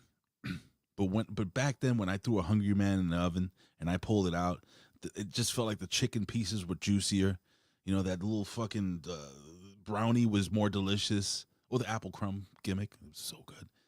Now, you know, you eat that shit and it's just like, it's not good. The quality is not good. You can't rush quality, Vet. No. What was your favorite Hungry Man, by the way? Did you have a favorite one? No, I didn't really. I was a fan of the go ahead. Well, you know, I would always, I think I mostly would get the fried chicken one. You never like the Salisbury steak? I mean, sometimes. And then they also have the barbecue rib, the McRib gimmick. It's the McRib without the bun. What about the turkey and stuffing? Yeah, you know. That was a good one. You know, they all have their charm. Hungry Man was good, man. And now, much like Fightful, you have Hungry Man Selects, which, No, they don't. yeah, you get Mexican Fiesta. Shut the fuck up. Would you stop? All right, fine. No, you know what? Will you stop? Is that really a thing? Yeah, it's got a gold box instead of a blue one. Stop it. Okay. You're making me want to look this up. Go ahead. Well, nothing can stop you. So Progressive presents the rivalry between the Jordans. We know that Kelani Go ahead. and Jordynne Grace this is basically like The Rock and Austin here. So they show this whole video package on it. Ray, are you going to share your Hungry Man It's just Championship Edition with the people? no. It just makes me sad seeing this. Like, what is this? What is this shit? What is this Hungry Man Select shit? I don't get it. This is why every time Fightful Select comes up, I just think it's funny. I didn't know this was a real fucking thing. What is this? Can you make the picture bigger so people can actually see it? Since it's already like Yeah, you already there pulled go. it up. Does that help? That's gross. That's as big as it gets, brother. That's what she said. Are those fish sticks? I don't understand. What is it? Golden battered chicken with cheese fries. Oh yeah, they're like chicken tender things. Dominic would love those. And look how this fucking looks in real life. That looks like fucking roadkill. That is disgusting. Well, I mean, all the Hungry Man's gonna look like that. What is this garbage? Oh, come on, man. That's What the the Mexican Fiesta I was talking about. Bro, I'd rather talk about this in NXT. Can we not just run over the matches and go home? There's not much to talk about, really. Yeah, I know. This is disgusting. What is this? Classic fried chicken. See, back then, This is literally what I picture in my mind every time somebody reads a Fightful article. Like I think of this crispy little chicken. So let me tell you something. Back in the day, I don't know if you remember the old Hungry Man. When you got the chicken meal, it was a big leg, a big thigh, and then a breast piece. And now, bro, they give you like a fucking like half a beak and one of those little claws, and maybe a leg, A wing. No, just the claw, just the fucking foot. Oh, you know, fried chicken foot. no, Disgusting. it's not the same. Oh my God, it's not the same. I had a Hungry Man. When was it? It might have been maybe 5 years ago. I just said, honey, give me a TV dinner. I want to try. Horrible. And what the fuck? Do they cook it in salt? Bro, I ate a piece of chicken, and I kid you not, bro, I had the shits for 3 days. Yeah. So you've had to recently eat a lot healthier the past couple years? So I won't die. That's what the doctor said. Right. You're trying to live. But what is life if, you have to eat like that? But anyway, so when you do that, your palate kind of reconfigures. And then when you actually do the little cheat meals and stuff, you realize, oh my God, everything feels like it's been just dragged through a salt desert. Yeah. It's like You weren't when you were just jamming whatever down your pie hole all the time, all that sodium, you were used to it. You had the tolerance built Is that what up. it is? Yeah. And then when you start like, okay, I gotta eat more bland stuff, I gotta eat more healthy stuff, then you're like, when you go back to it, when you eat a potato chip or anything like that, you're just like, oh my God, this is too much. It's just too salty. I'm sorry, that happened to me at McDonald's. I haven't had McDonald's in years. I've maybe had McDonald's maybe 3 times in the last 5, 6, 10 years. I don't even know. Right. And I do remember the last time I ate McDonald's, the bread tasted salty. Mm-hmm.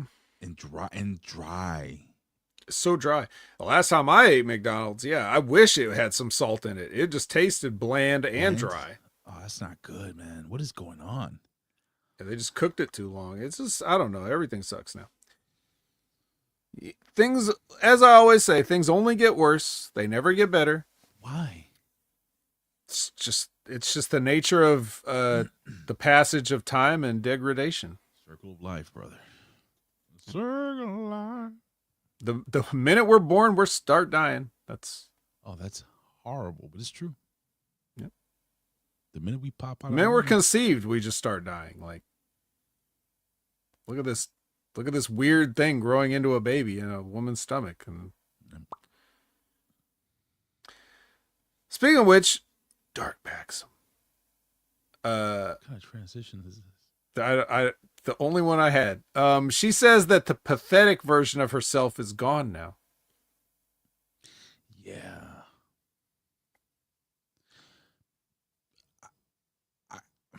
I questioned myself after this because I was like, why am I getting a full erection watching this?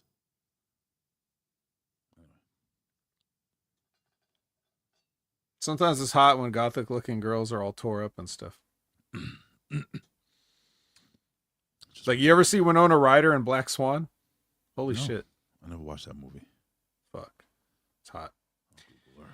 So, this may or may not be hot. Kelani Jordynne versus Jordynne Grace. Here, the grudge match. We're getting it. Who cares? Oh, God, that is hot.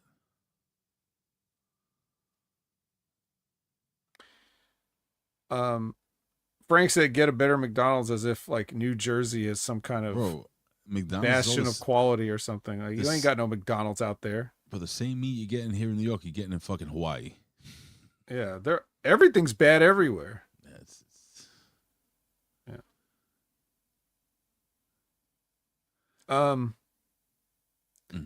So I'm just gonna say that they did another barricade spot, but this one had to be the weakest one of all time, right?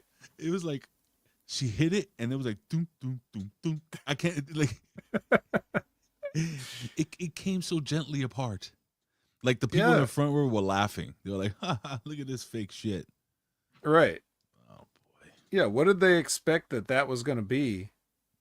Bro, Normally, when they do the barricade spot, someone gets like speared through it or some sort of like violent move. But this was like Jordynne Grace like jumped off the apron and lightly touched she put her arms on the barricade and it just fell over like a little. That was enough with the fucking barricades. Enough with going through the paper mache walls. Enough. It was fucking cool when Taz Shockmaster did it. What? No, I was gonna say when Taz put who was it?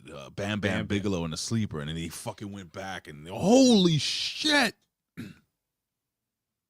Enough with this shit. This shit's stupid. Stop it with the fucking going through the barricades already. God damn it, man. Is this every fucking week now? It feels like it. And then the stupid fans. I'm sorry, you assholes.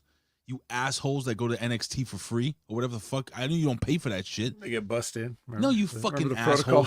Everybody's like, holy shit. Shut the fuck up.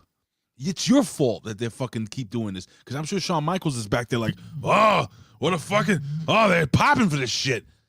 Shut the fuck up, dude. Like super kicking. If they do a test of strength, the people will walk the fuck out. God, my God. Holy shit for what? I'm a heartbreak cat.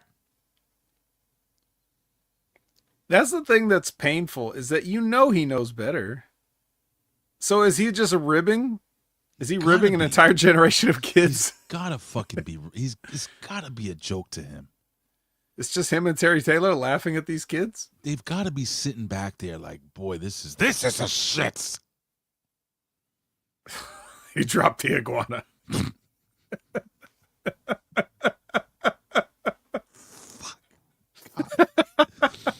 Yo, y'all don't understand, bro, how hard this shit is, man. I wake up on my day off. Vet comes off of his shift at work. And we're talking about fucking goddamn fat little Jordynne Grace falling into a slow wall. Fucking shit. At least we're getting something out of it. And what do we got over here? A cup of potatoes? A cup of potatoes? Here comes the money. Here we go. Heartbreak Kids. Here comes the money. Money, money, money. Super kick. Fuck, this shit drives me crazy, bro.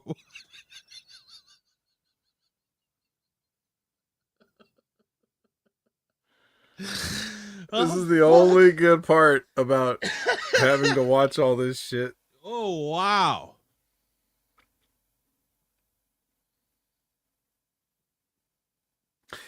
God, shit. I don't know what to say, bro. So after I don't know how. Thank you, Frank. Yes, thank Frank. Frank saving. Sorry about your eye, kid. Somehow, Ray. What? somehow, Fucking tell me. I don't know how in the world Jordynne Grace could have recovered from that catastrophe. God damn.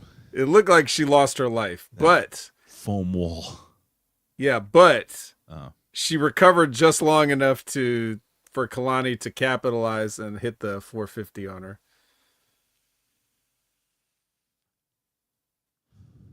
What a fucking loser. She stinks. You were right, Vet, the whole time. Remember when I was like, oh, I like Jordynne Grace. I'm happy she's in NXT. And I was like, oh, she stinks. Now they're leaning into it, as we're going to see soon. Mm-hmm. Also, I also like to point out, like, you won't find really any footage of me praising Ricky Saints either. I've been relatively even on this whole thing this whole time. You have praised Ricky Starks, however. Maybe I have praised him, whoever that is. Blake Monroe's in the makeup chair. I did like this one where Jordynne Grace is upset. Again, I don't know how she's up and around after that hellacious OMG moment, as the 2K games would call it, where she went through that barricade, but somehow she's on her feet and talking, and Thea Hale says like she's trying to give her a pep talk, and Jordynne Grace is like, "What are you talking about? You like, aren't you just like 18 or something?" No, she says, why am I taking advice from a 16-year-old? From a 16-year-old, and she's like, "Well, actually, I'm 22, and I've been here since I was 18. I've been here since I was 18. So actually, I'm kind of grizzled," or whatever she said. Love her. Yeah. See, and then this is the side of Thea Hale that you're like, oh, this is why we love you, girl. In that one segment, she showed more charisma and fucking creativity in whatever she said than Jordynne Grace has in her entire career. Sorry. That's true. It's a fact. This one segment shows. Get out the notepad, Jordynne Grace. Adorable. But now Jordynne Grace is going to become Christian. Remember when Christian was throwing tantrums and shit? Is that going to be it? Isn't she the juggernaut? Bitch. 5'3" of her. Never realized how small she juggernaut. was. Oh, God. Juggernaut punch. Is it just me, or do you not love what was it? Blake Monroe's theme song? I love it. I like the Glamour is forever. It just makes me happy when I hear that. There's a lot of trash theme songs, and so like anytime any one of them has anything that sort of sounds a little bit different, it seems refreshing. But there was a time when we wouldn't have given this song a second thought. I think it's pretty good. It's pretty good theme song, man. It fits her so well. Anyway, Bobo says they should put a blue dot over Jordan's face. that would be awesome. Or over that one gap in her tooth. Well, Monroe has the open challenge now, and everyone applies. This is a terrible This is a terrible fucking segment. Yeah. Everyone applies for the open challenge, but Thea Hale sneaks in and applies a Kimura, and Blake taps. But nothing official. Yeah, for a minute I thought that was it. I thought they gave her the belt. I was like, oh no, I didn't hear a bell ring. Yeah, I didn't hear no bell. This is stupid. So everybody just rushed out to the yeah.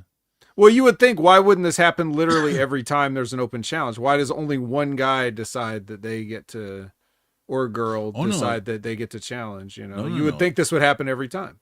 No, what happens is a fight breaks out backstage, and the one person who wins the fight comes out. So normally this happens backstage, but this time it happened front stage. Yes. Okay. So Kelly is with Shiloh, and he says whatever he says, and then we get the debut match of him versus. Don't forget, he put his tooth in during this, and took it out and put it in. Well, let's discuss that. Well, I don't want to discuss it, but I'll just give you the layout here. Shiloh Hill versus Brian Pillman Jr. And my only question of this is, so we like this guy? All right, so Shiloh Hill is supposed to be a heel, right? I don't know. They Hold on. think not. Hold on. He comes out, right? So then all the lights turn out. I want you guys to imagine this. All the lights turn out, right? And then it's fucking like the Eye of Ra, whatever the fuck it is. What was the gimmick? Hal of the movie? 9000. Hal 9000 goes on the screen. Then he comes out and he's doing a fucking jig. He looks like Hillbilly Jim. Yep. So it goes from don't go messing the country boy. So I'm like, what the fuck is this? He goes into the ring, right? He starts wrestling. He kind of sucks, right? But then he takes his fucking tooth out. He had like this. He takes his tooth out, and he's fucking Ultimate Warrior. So fucking wrestle without the tooth. And I could swear, and he hands the tooth to the referee to put it in his pocket.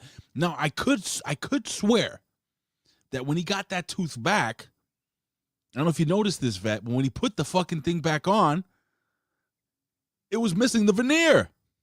Yep. You saw it, right? I saw that. He put the tooth back on after the match, and he was missing the tooth. It was still in the referee's pocket. What is this gimmick? They fucked this kid already. He's done. He's done. I don't know. He's kind of over. They liked it. Bro, what the fuck? Bro, why do you come out? I thought Bray Wyatt, the second coming of Bray Wyatt was coming out. And it's fucking Hillbilly Jim. What a tooth. Shiloh Hillbilly Jim.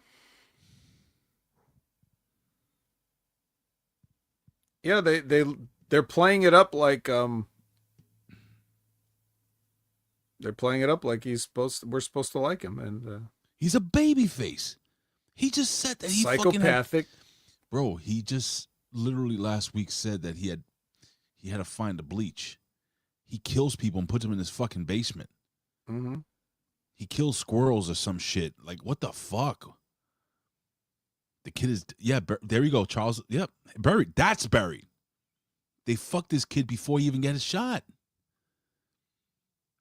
Why is he coming out dancing? He did a two-step, Vet. It was an official Hillbilly Jim fucking two-step. I know, but I'm like, everything you're saying is, yes, that happened, all that happened, and it was stupid, but the people didn't seem to mind as much as we did. That was my whole takeaway from it, because these are the same fucking people that were yelling, "Holy shit!"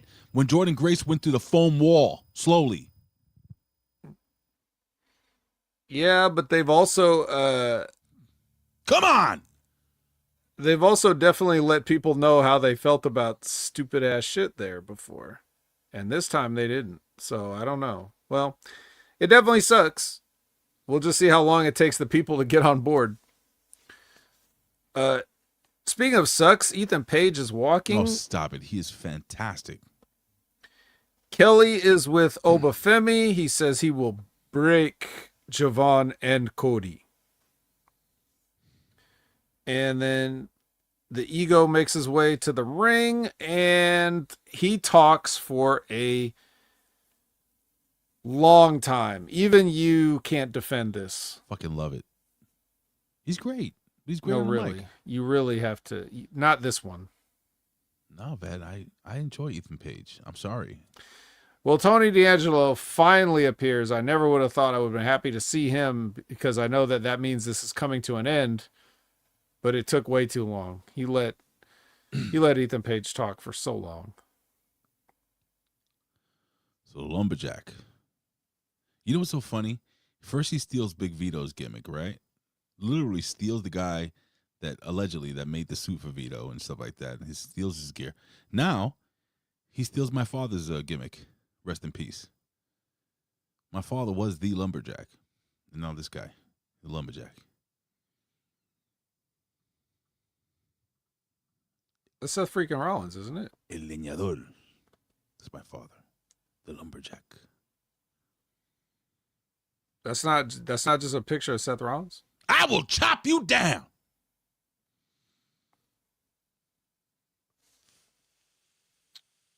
Ava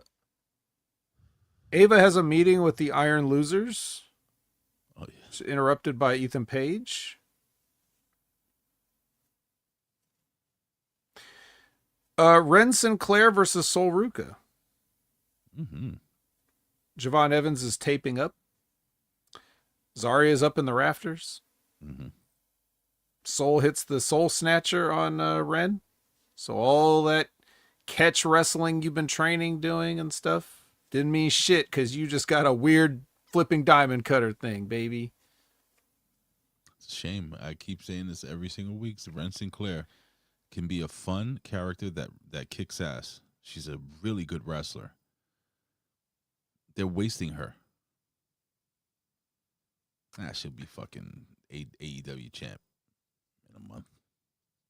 Yeah, just give her a chance. Give her a chance. She is really good though. Soul chases after Zaria too after she wins. She's, wait, come back. I love me. I was gonna ask you something, but I forgot what it was. Zol and Zaria scissoring? Nothing really needs, no questions there. It was something about, yeah, no, I don't know. I lost it. It'll come back. Fatal Influence makes an entrance. Why? And Kendall has to listen to Reptilian Britt Baker just yap forever and ever without saying anything. I don't know if this was worse than Ethan Page's Tide or what, but it was kind of the same thing. They both just kept on and on and on and on, just like someone was ribbing them, like you were only going to have a minute, but actually now you have 2 minutes, and actually now you have 3 minutes. Like they just kept extending it. But by the way, I now know who JC Jane reminds me of. And I said, I don't know why I couldn't put two together for the longest time. I want you guys to Google a picture of JC Jane and then quickly go to Milhouse from The Simpsons. They're the same person. Remember Alf?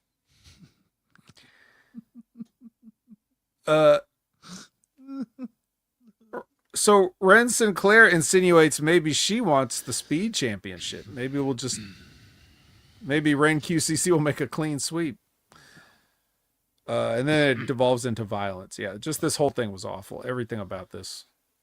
Wow, this segment was long. Shit. And if you were, and like whatever you think of Kendall Gray, even if you think she can cut a promo, this wasn't it. More honks in Japan. And then we get honks in kimonos with Kelly. And then we get out the mud being like, why are you guys in kimonos? Right. I hope they fucking get squashed. I love the honks, but I like out the mud better. It's best for business. Blake Monroe complains to Ava about that fiasco earlier, and Ava's like, all right, no more open challenges. Yeah, why would you do that? Stupid. But Thea she is going to get a shot though, because she earned it. She earned it by saying that funny line about being grizzled. I hope she wins. Yeah. Zarisol hug it out in the parking lot. This is one of the rare instances of the opposite of what usually happens. Usually in the parking lot, someone is maimed and their career is threatened. But here it was love and hugs and friendship. No one did the evil face. I don't trust that Zaria chick. You should probably trust her. Dude, I'm telling you, bro. I think you said it last week. So Ruka's going to be the one to turn heel. I don't want to take credit for that as thinking that was like a good idea. I just was saying like, well, what if they did that? Because the other way is just so obvious. And why should Zaria turn? No, Zaria should have never been a babyface, vet. You're right. So Javon makes his entrance. They show Stax winning the title in TNA, which is gross. And then we get our match. It's Javon Evans versus Obafemi for the title.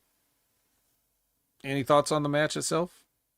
Oh, the match was fucking. This was great. Actually, I enjoyed the match very much.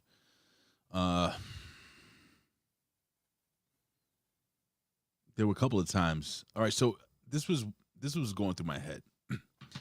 So I was actually very excited to see Obafemi on a big stage against Cody Rhodes. I want to see what that looks like. You know what I'm saying? Yeah.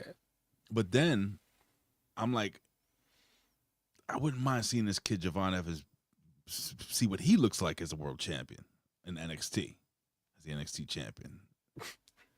So I was caught between a rock and a hard place, and then they had me kind of believing that they were gonna put the belt on the kid and have Oba go fight.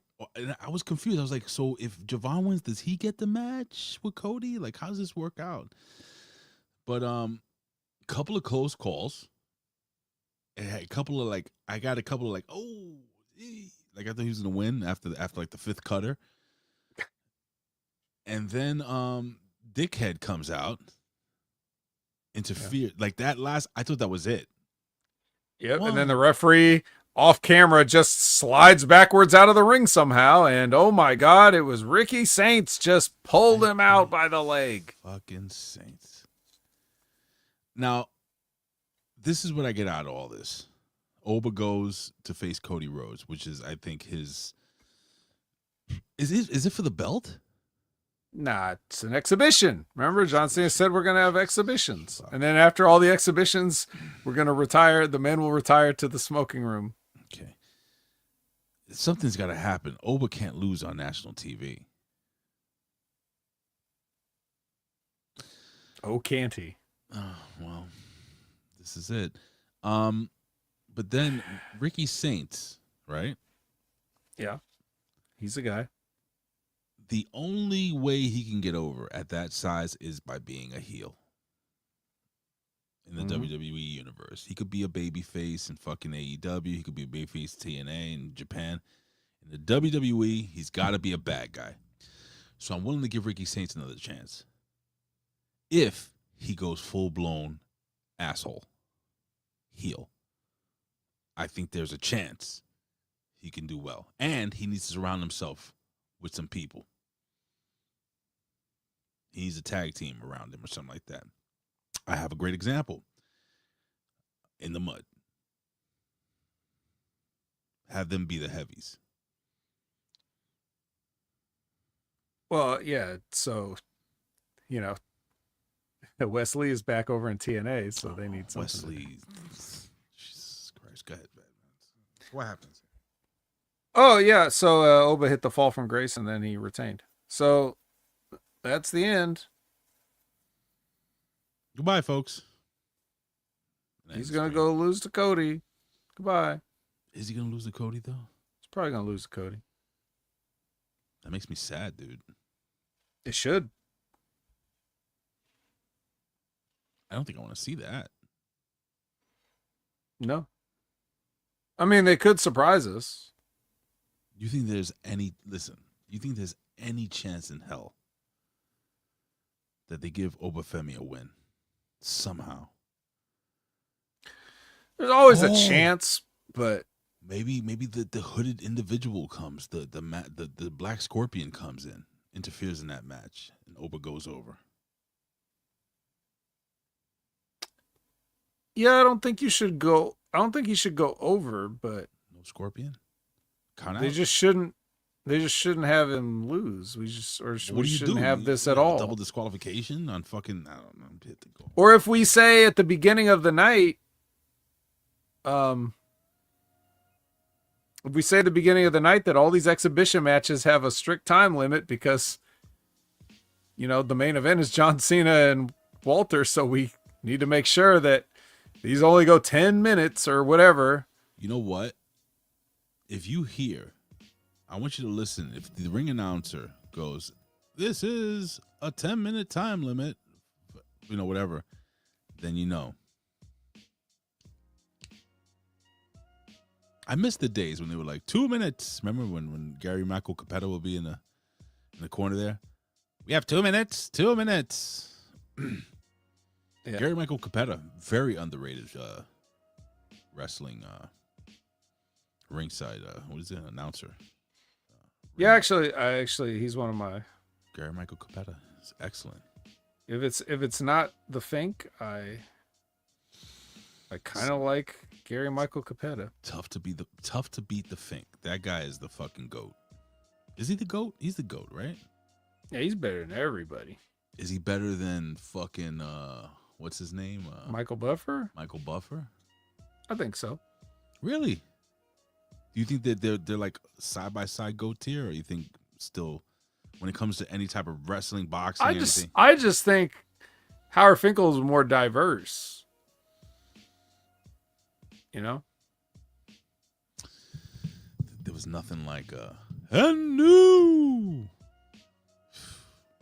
Oh, I got chills, man. You notice how when WWE fired the one black girl, they just brought another one in? Well, she was there. They were both there. Whatever happened to the other one, the AEW one? What's his name? Ricochet's wife. Is she still making hip hop flute videos? Maybe. On one pay-per-view, I think she sang "Swerve Out to the Ring." Oh, stop it! When he used to use "Ain't Nobody" by Chaka Khan, and that was like his Indies theme, and then like she did this. She did like a little version of it, like on one of the pay-per-views, just to before they played Swerve's house. And then I had to listen to everybody on every podcast be like, why was Samantha Irvin out there singing the Chaka Khan song? I gotta tell you though. Oh, it's JoJo. Never mind. Forget it. Was it JoJo? I don't know. It's a light-skinned girl with big curly hair. I'll tell you what though, and I'll be honest. I'll give one thing to Samantha Irvin. She is one fine chick. Like if you say, Ray, what's your type? I say Samantha Irvin. You can't go wrong. Can you? Nope. All right, let's just keep looking at Samantha Irvin while you're putting over the social media. At Opinion Haver everywhere. So if anybody you have your corrections, you can send them to me there. You can catch me every Monday night, 6:30 p.m. Pacific, 9:30 p.m. Eastern for the Impact Attack with Brandon, where we cry about TNA. You can catch me every Sunday at 8 a.m. Pacific, 11 a.m. Eastern for Wreckage with Jimmy T and That Professor, where we cry about AEW. Mm-hmm. Impact Attack, you said that, right? Yeah, so you can check out Wrestling with Rogers If you want. Every Friday at noon Eastern, 9 a.m. Pacific. You could check out Stevie Richards Show every Friday. You could check out Limpin' Ain't Easy every Wednesday-ish. Something like that. Something. You can check out the Smack Attack if you want. I was on that for a few minutes last week. I know, and then you went to bed. Mm-hmm. You segued the fuck out. You have this guy. You can check out the Monday Locker Room, ladies and gentlemen. You can check out the Pro Wrestling Reflection this week, Vet. And this week, the Pro Wrestling Reflection will be doing greatest heel turns. And what heel turn are they doing? Well, ladies and gentlemen, it is Kelani Jordynne. No, It is Diesel. When he finally turned heel and he beat the shit out of Bret Hart. That's going to be available either late tonight on my Twitter, on the Professor's YouTube channel. Don't go to my Twitter. Go to the Professor's YouTube channel. Watch it there. Leave comments there. Put that shit over. And of course, me and Jimmy T did a review of Raw, which was it was pretty good, man. It was a good Raw. We enjoyed Raw actually this week. It was not like NXT. Much better. And it's up right now on YouTube. So check it out if you don't have anything to do after we're done with the show. Vet, I know you, and don't forget to like and subscribe. what did you stream this week? Some games here and there. Right. So if you want to see the vet stream some games here and there, go to Opinion Haver on Twitch.tv. Opinion Haver on Twitch. All your favorite platforms. Yeah, man, it's pretty dope. So with that being said, ladies and gentlemen, Samantha Irvine is over with me. She did a full nude? I can't put that up. Anyway, all right, ladies and gentlemen, we're out of here. I will show vet Samantha Irvine naked, and then we will have to sit here until our erections go down. See you next week. God bless you, and NXT sucks. Sorry. This is what it is. Cody Rhodes going over strong. 5 minutes. Obafemi, the loser. Get it? Instead of the ruler? The loser. All right. Oh. This is the Hustler Rip Rogers. Yeah, it's fucking me. Yeah, and listen to the fucking Hameen Media Group. That's Ben Hameen Media Group from Rip Rogers. Go get him and go fuck yourself. Well, I tell you, Samantha Irvine can always sit up